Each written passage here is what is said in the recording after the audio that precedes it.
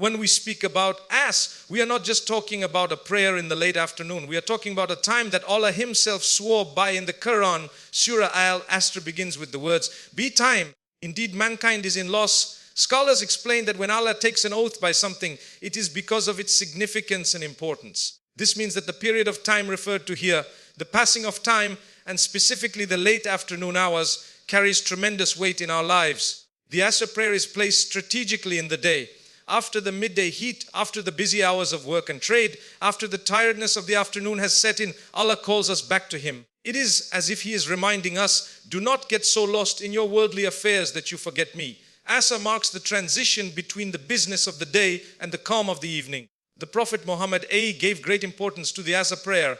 In fact, in one authentic narration, he said, whoever misses the Asr prayer, it is as if he has lost his family and his wealth. So Bukhari and Muslim, imagine that, losing your family, losing your wealth. That is how serious missing Asr is. Why? Because this time of the day is a test. People are busy, people are tired, people want to rest. Yet Allah says, come to success, come to prayer. And now, many of us may have heard that sleeping after Asr is discouraged. Some scholars even mention that it may cause disturbing dreams or heaviness of the body. But beyond that, there is something deeper. The wisdom is not simply about the physical effects, but about what we might miss in this blessed window of time. You see, after Asr is a moment of Barakah, blessing. It is the time when the angels of the day shift with the angels of the night. The Prophet told us that angels gather at the time of Fajr and Asr, and they go back to Allah to report what His servants were doing. Imagine your name is being mentioned to Allah at the time of As. Do you want to be mentioned while you were asleep in heedlessness, or while you were remembering Allah, engage in dhikr or busy in good deeds? This is why scholars of spirituality, the righteous before us, would guard their time after Asr. Some would dedicate it to reciting Qur'an, others to teaching, others to supplication. It was known as a time of light. By being awake and mindful, they were able to seize blessings that many of us today overlook. Brothers and sisters, the timing of Asr also reminds us of life itself. Just as Asr comes before sunset, too does old age come before death. The scholars beautifully say, your life is like a day. Childhood is your morning, youth is your midday, middle age is your Asr, and death is your Maghrib. Subhanallah. That means every time we pray Asr, we are reminded that the sun of our life is getting closer to setting. It is a wake-up call.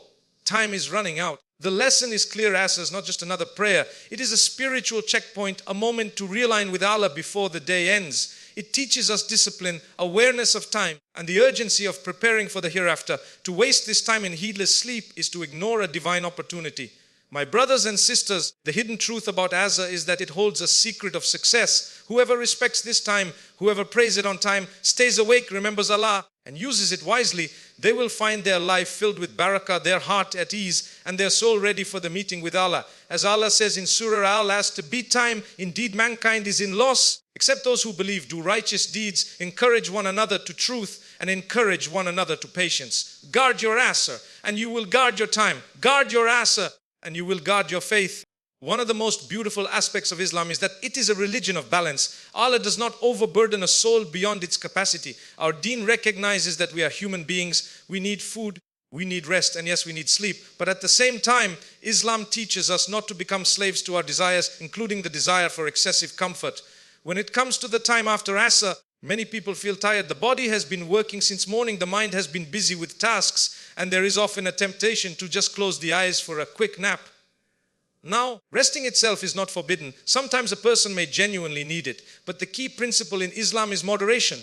What is discouraged is when rest turns into laziness, and laziness turns into wasted opportunities for worship and productivity. Our beloved Prophet was the most balanced human being. He worked hard, he worshipped with sincerity, and he rested enough to rejuvenate his body. But you will never find an instance where the Prophet wasted time in heedlessness. His sleep was purposeful, his rest was intentional, and his productivity was unmatched. This is the standard we are called to follow. Now let's talk practically.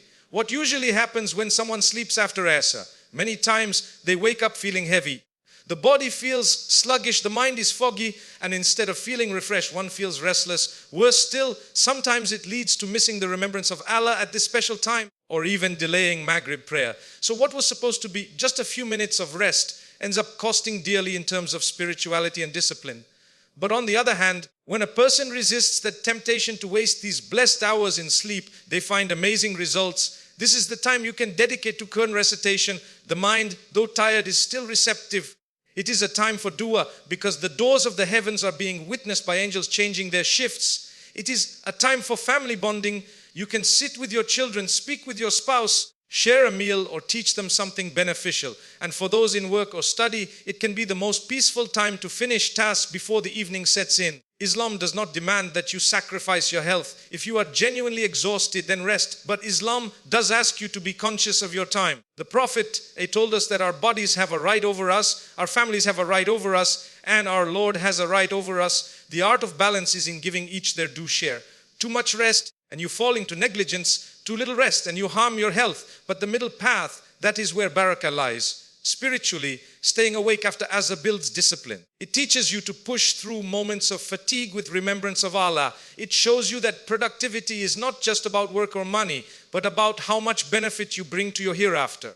A person who fills this time with dhikr, good deeds, or beneficial knowledge is vested in their eternity. Think of your day like a scale. On one side is rest, on the other is productivity.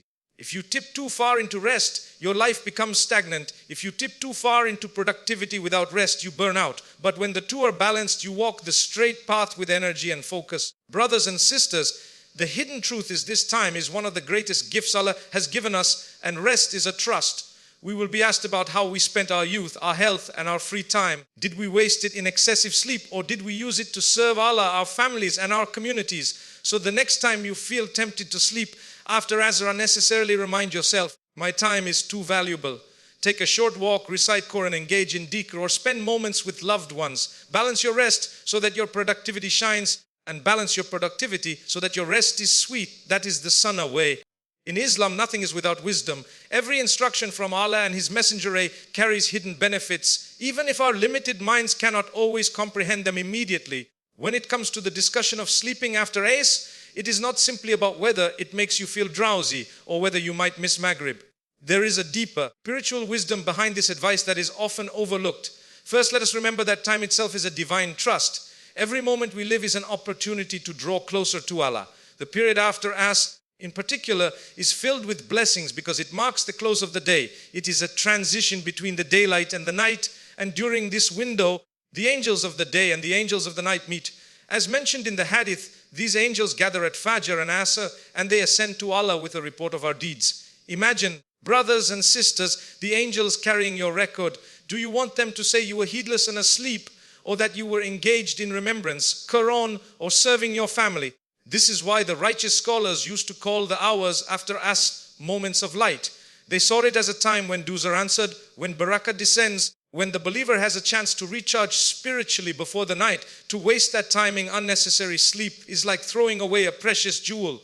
You may rest your body, but your soul misses out on nourishment. Secondly, the wisdom lies in discipline. Islam is a religion that teaches us self-control. You can resist the urge to give in to laziness. When your body craves a nap, you build spiritual strength. It is like fasting. When you deny yourself food and drink, you are not just staying hungry, you are training your soul to be patient and resilient. Similarly, when you stay awake after Asr, you are telling your nafs, the lower self, you are not in control. My faith and my purpose are in control. This internal training carries over into other aspects of life, making you more focused, more determined, and more consistent in worship. Another hidden wisdom is in the barakah of time.